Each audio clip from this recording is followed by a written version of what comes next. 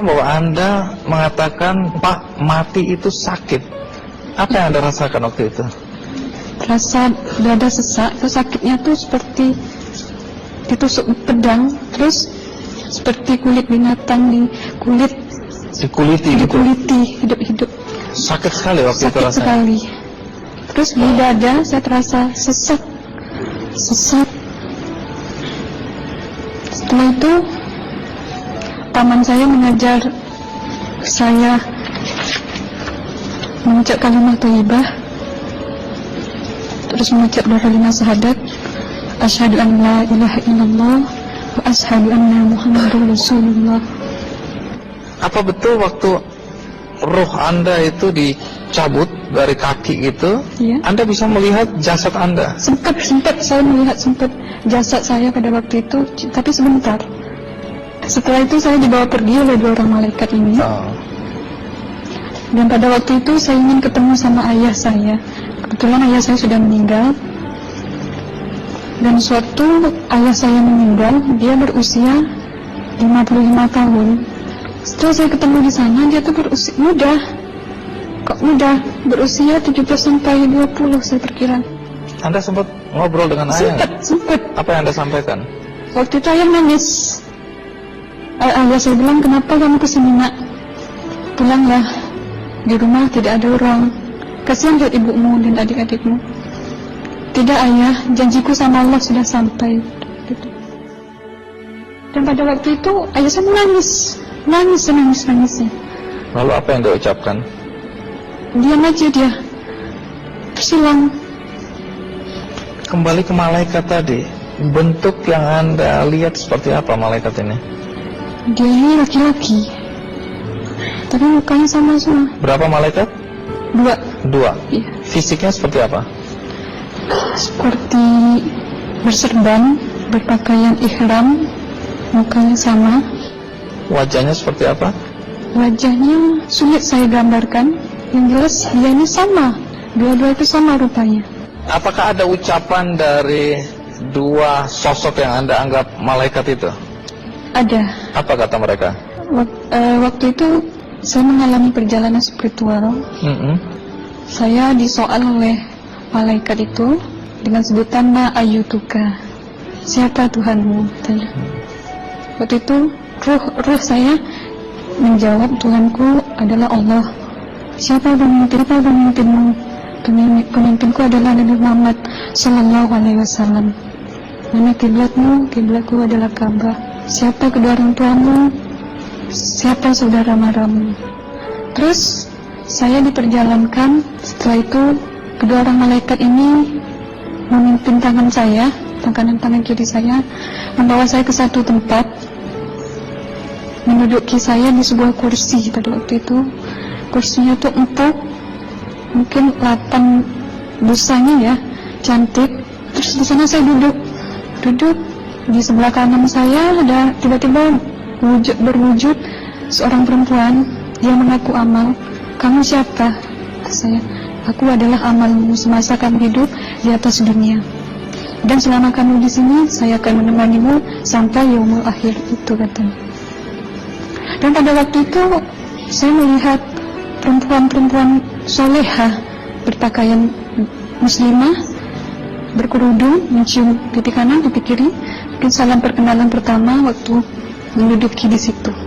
Setelah itu saya dihijrahkan lagi, dibawa oleh dua orang malaikat ini lagi, melihat dosa-dosa besar ya. Di sana saya diperlihatkan ada seorang laki-laki memikul besi di bahunya. Saya perkirakan besi itu mungkin beratnya tuh berton kali ya. Berat sekali ya. Berat sekali. Terus dia berjalan nggak sampai ke tujuannya. Berlumuran darah nanah, baunya na'udzubillah misalnya. Bajunya tuh sobek-sobek. Waktu itu ruh saya disaksikan oleh Amal. Saya tanya kepada Amal, ruh tanya sama Amal, wahai amalku, dosa apakah yang manusia ini lakukan sewaktu ia hidup di atas dunia? Amal menjawab pada waktu itu, sewaktu manusia ini di atas dunia, dia ini adalah menyantet orang, menemuh orang. sehingga dia berjalan nggak sampai yaumul akhir katanya. Yang kedua, saya melihat ada seorang laki-laki saling bunuh-membunuh. Sebentar kayak gitu lagi. Sewaktu manusia ini hidup di atas dunia, dia adalah seorang pembunuh, hingga dia tidak mau bertanggung jawab terhadap orang yang dibunuhnya. Terus yang ketiga, saya melihat ada seorang laki-laki dihujam kemaluannya pakai besi panas, timah panas itu ya, hingga menembus. Waktu itu roh bilang sama amal, wahai amalku, dosa apakah yang manusia ini hidup di atas dunia?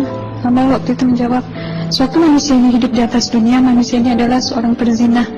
Setelah itu saya melihat ada seorang laki-laki dihujam kemaluannya pakai besi panas, timah panas itu ya, hingga menembus. Waktu itu roh bilang sama amal, wahai amalku, dosa apakah yang manusia ini hidup di atas dunia?